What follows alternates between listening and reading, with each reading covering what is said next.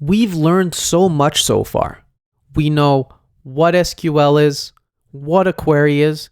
We even know why we call SQL a declarative language.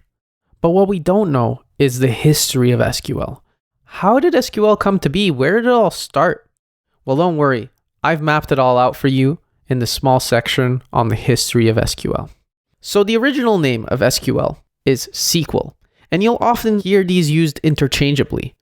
Do we use SQL? Some people will call it SQL, some people will call it SQL.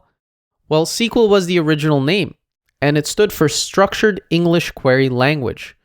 But it had to change its name due to copyright conflict, so they changed it back to SQL, Structured English Query Language. And that's why you'll hear both names used interchangeably. Now, it was invented in the early 80s, and it still holds strong today as a standard for querying and manipulating data. But how did it come to be, and who was behind it? Well, in the 70s, a programmer from IBM named Edgar Codd wrote a paper that set the standard for databases and SQL. His paper was called A Relational Model of Data for Large Shared Data Banks. What a long name. But that's not the important part.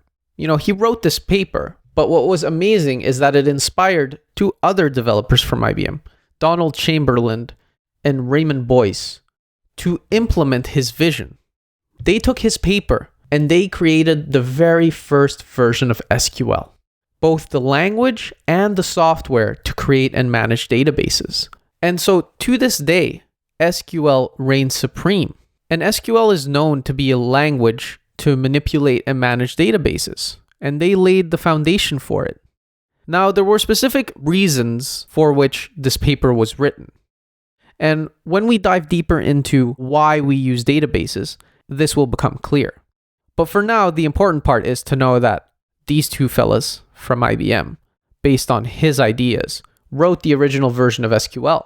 And what's even more fascinating is that SQL is a language that is standardized. What do I mean by that? Well, let's take a closer look at what standardization is.